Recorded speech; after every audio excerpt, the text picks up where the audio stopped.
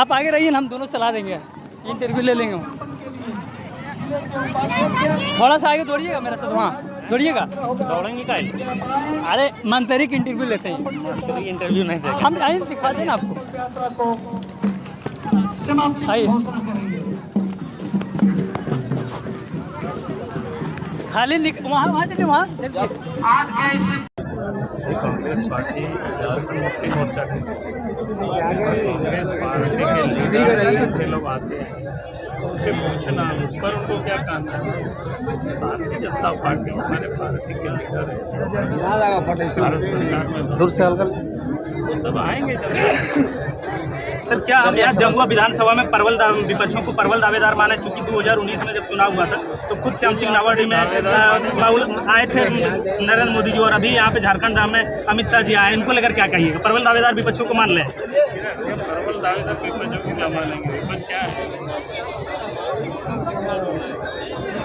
Sir परिवर्तन, झारखंड में परिवर्तन लोग चाह रहे हैं कि कैसे परिवर्तन, और इसलिए भारतीय जनता पार्टी पूरे प्रदेश में परिवर्तन यात्रा निकाल रही है।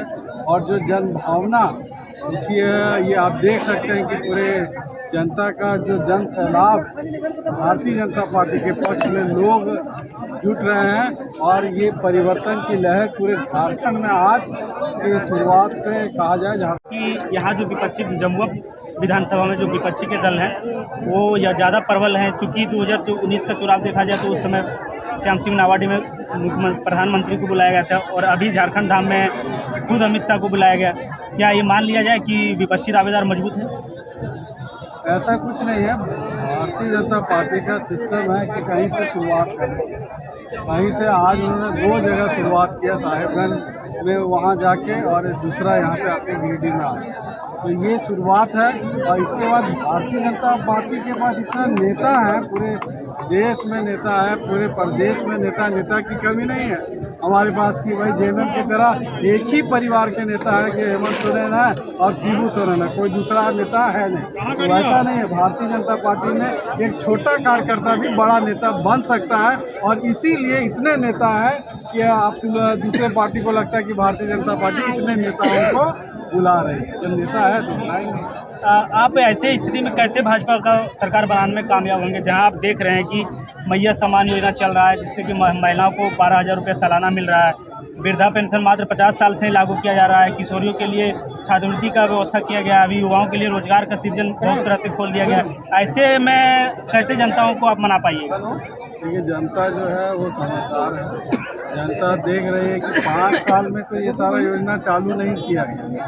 अब जब 1 साल 6 महीना बचा है चुनाव आने का, तब धरती का जितना योजना, महिला का हो गया, बुआ आवास हो गया, जो योजना है, पेंशन हो गया, सब हम शुरू कर दे रहे हैं। और ये चीज़ इसलिए हेमंत सोरेन कर रही, क्योंकि उसको ये मालूम था कि अगर हम लोग ये ऐसा नहीं करेंगे तो हम क्षेत्र में भी जा नहीं पाएंगे। तो इससे बचने के लिए उन्होंने ये शुरुआत किया, जबकि जनता जानती है कि ये योजना चलने वाला नहीं। सर आप भी किसी सीट से विधानसभा का नेतृत्व कर रहे हैं? नहीं, मैं पार्टी संगठन में काम कर रहा हूँ, पार्टी संगठन के लिए नहीं। मेरा सवाल था ये कि सर आप किस विधानसभा से नेतृत्व करेंगे, कहाँ से चुनाव लड़ने का सोचा नहीं है। पार्टी से विचार चल रहा है कि अगर पार्टी चाहे तो हजारीबाग सदर से मुझे लड़ा सकती है, तो ऐसा विचार चल रहा है। लेकिन पार्टी अगर चाहे पार्टी अगर ऐसी स्थिति में नहीं चाहे तो वैसे में क्या करिएगा? पार्टी के लिए काम कर रहे हैं, पहले भी काम किए हैं, आज भी काम कर रहे हैं। 19 में भी लगे हुए थे, तो आज भी लगे हुए, 24 में भी लगे हुए हैं। पार्टी के लिए काम करेंगे। पब्लिक के बीच में आप वहाँ रह रहे हैं हजारीबाग में, पब्लिक का क्या रुझान है आपके प्रति? देखिए, पब्लिक के बीच में घूमने फिरने से लोगों से इंटरेक्शन हो रहा है, लोग समर्पित हैं, लोग बोल रहे हैं कि आप आइएगा तो हम समर्थन देंगे। स्वाभाविक रूप से झारखंड धाम में लोगों का जनादेश देखने को मिल रहा है। उसी प्रकार से पूरे प्रदेश झारखंड की जनता ने यह ठान लिया है कि ये निकम्मी हेमंत सरकार जो चल रही है, जिन्होंने बारी बारी से सभी को, चाहे युवा हो, किसान हो, हमारे गरीब भाई बहन हो, माताएं बहनें, सभी को इन्होंने ठगने का पीछे और संगठन की जवाबदेही हम सबको मिलता है।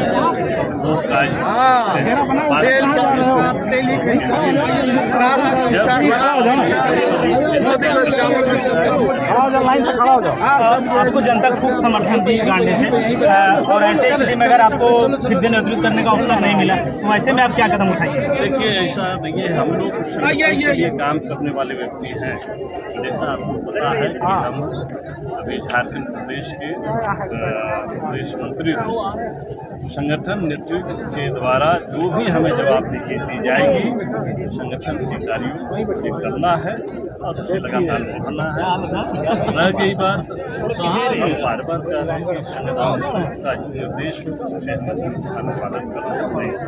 सर, आप बोल रहे हैं कि हम संगठन नेतृत्व का अनुपालन करेंगे, यानी कि आप भारतीय जनता पार्टी का राज्य सरकार में राज्य सरकार बनाना चाह रहे हैं, लेकिन एक तरफ देख रहे हैं कि मैया सम्मान योजना महिलाओं को एक सालाना 12,000 मिल रहा है, वृद्धा पेंशन 50 साल में ही लागू किया जा रहा है, अबू आवास दे रहे हैं सरकार, एक से एक तरह की योजनाएं अभी चालू कर रहे हैं। ऐसे में आप सरकार बनाने में कैसे कामयाब होइए, जनता को कैसे मनाइए? आप एक बात जान लीजिए, इन्होंने माताओं बहनों को ठगने का काम किया। इन्होंने कहा था चूल्हा के रूप में 2000, इन्होंने कहा था कि पेंशन के रूप में 2,500 रुपया दूंगा।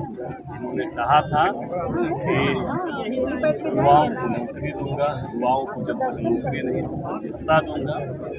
आप अंतिम समय में जो आप देख रहे हैं, ये लोगों को जनता भी समझ रही है कि चुनावी वर्ष में लोगों को गुमराह करने के लिए यह सब योजना की बात रह गया। बात आप अबू आवास की बात करें, देश के यशस्वी प्रधानमंत्री नरेंद्र भाई मोदी जी ने लगातार प्रधानमंत्री आवास भारी संख्या में प्रत्येक पंचायतों में पूरे राज्य में देने का काम किया है। ये लोग केवल आवास कर रहे हैं, अबू आवास की क्या स्थिति आप सोच नहीं हो। आप मैया सम्मान योजना की क्या स्थिति है ये आपको पता है। मेरा सीधा कहना है कि जो लोग 2,000 का वादा करके 5 वर्ष आए थे, ये अंतिम 1 महीना में लोगों को भर्म में डालने के लिए यह योजना लाए हैं, जबकि इनको देना ही था।